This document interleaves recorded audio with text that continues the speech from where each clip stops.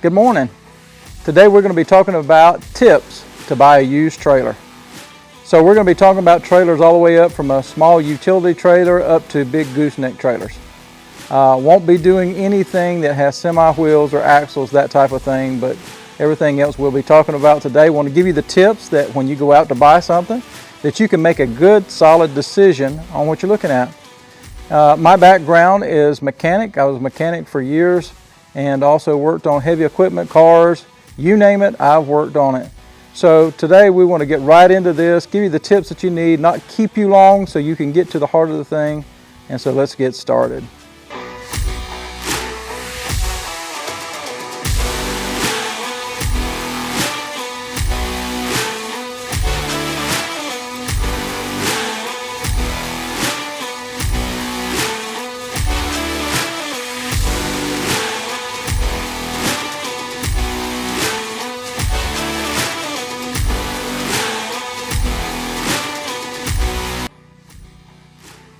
Okay, here is a gooseneck trailer that I own. This is a 20-footer with ramps. Some of the things that when you go out and you're going to start looking for a trailer, if you're looking on Marketplace, you're looking, to get something used, and this really depends on the area that you live in. Like I live in the state of Florida, you've got to have a title in the state of Florida. Now, the state of Florida does have a ruling if it's under 2,000 pounds. Then you can do a bill of sale. You do have to take it to the weigh station, have it weighed, and then take that in there. And as long as it falls under 2,000 pounds and you have a bill of sale, you can get a tag. But if it's over 2,000 pounds, you need a title in the state of Florida. Now, I'm going to tell you the best thing to do is call your local county tax collector.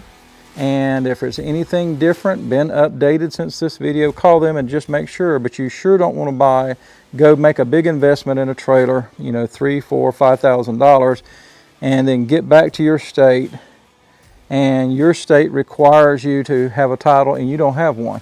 You're going to be up the creek right then because you're going to have an issue. Then you got to turn around and sell it. When you're watching for these trailers online, trailers that do not have titles are a whole lot cheaper than the ones that do have a title. So that's something to keep in mind when you are looking for a trailer.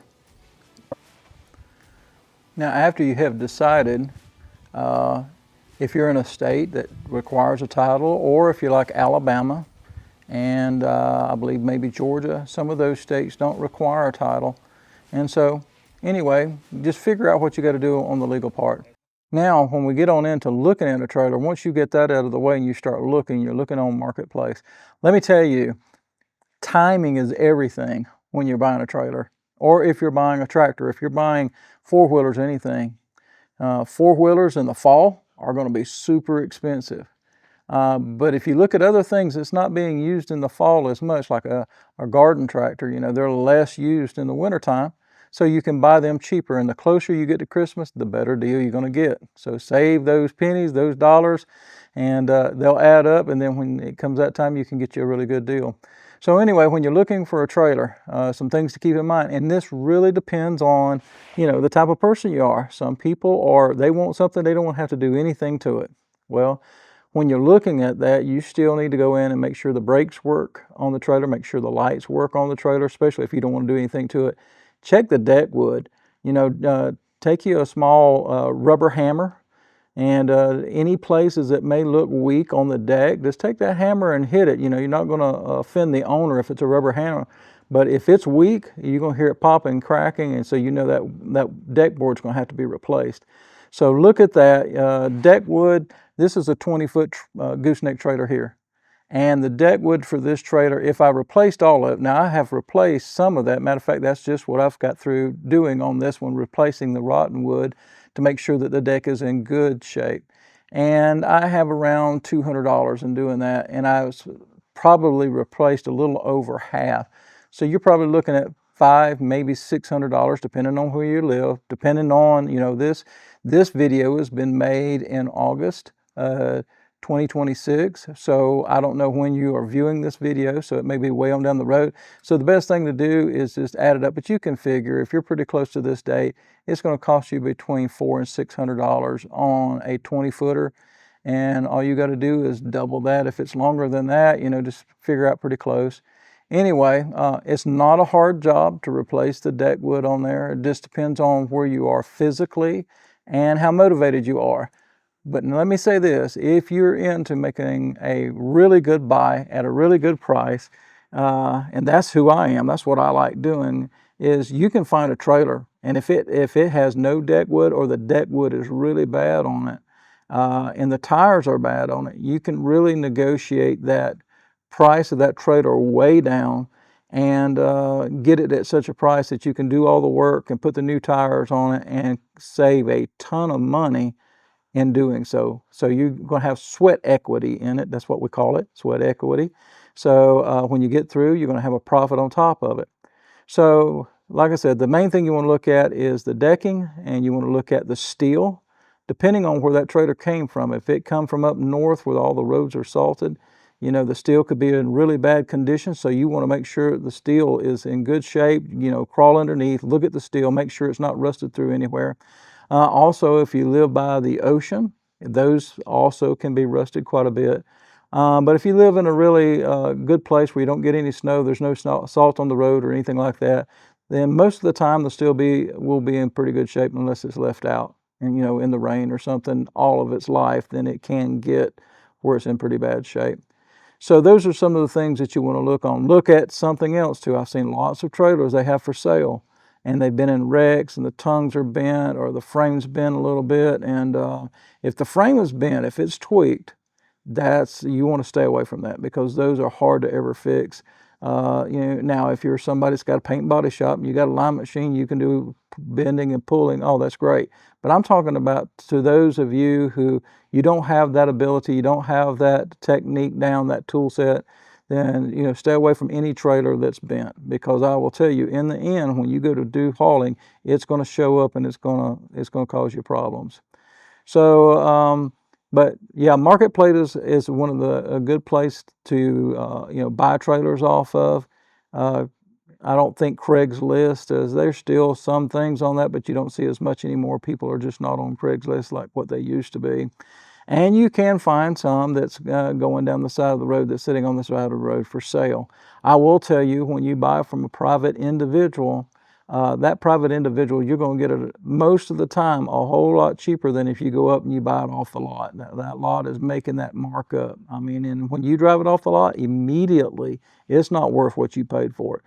And so we get very surprised. But now trailers, for the most part, will hold their value if they're upkept. So just upkeep your trailer. The other thing to look at is when you go in, besides the steel and the deck boards, is look at the tires. Tires are costly.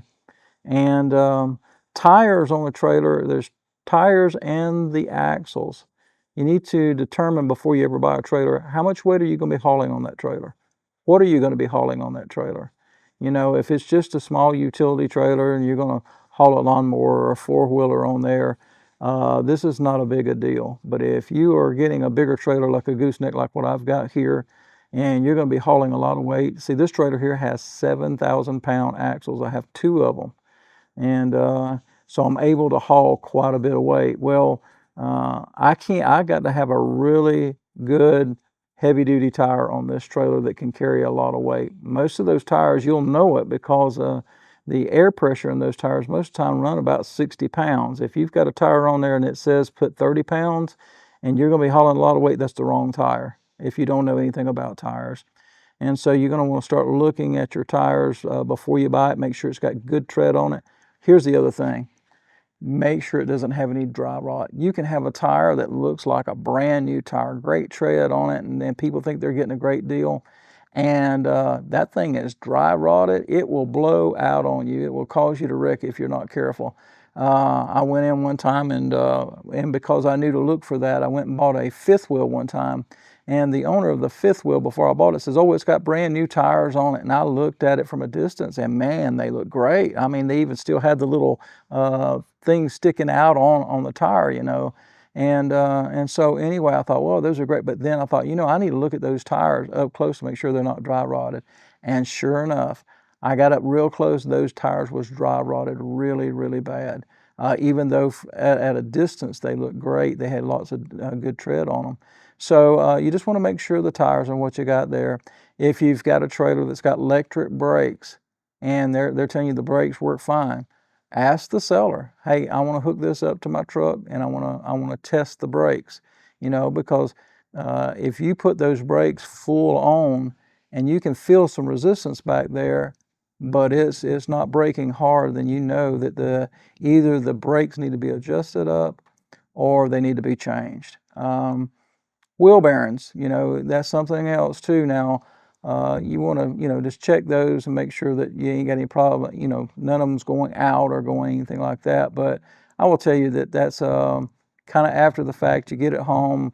If it was mine right off the bat, the very first thing that I would do is I would go in, I would pull the tires off of it and the wheels off of it and the hubs off of it, and I would clean all those bearings out and get them really, really clean, and then repack all of my bearings, put new seals, front and back seals into the hubs. Some hubs only have a back seal, some have front and back seals. Just depends on what type of trailer you get.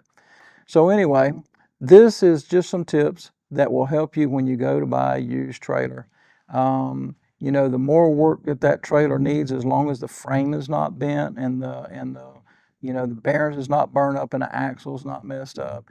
If it's just paint, it's just deck wood, and maybe it needs some lights on it or something like that, you can get a really, really good deal. But do your homework first. Make sure that you've priced out, the parts and the wood to replace all that, and then count the cost. A lot of times we don't really count the cost. We look at it and say, oh, it's just going to take this, it'll be simple, not realizing how time consuming some things can be. And so hopefully this video will help you, not hit you, but help you. And if you would, hit that like and subscribe button. And I promise you this, if you'll use these things that I told you, they're going to save you a lot of headache down the road. Thank you. And thank you for watching our channel, Donnie Builds It.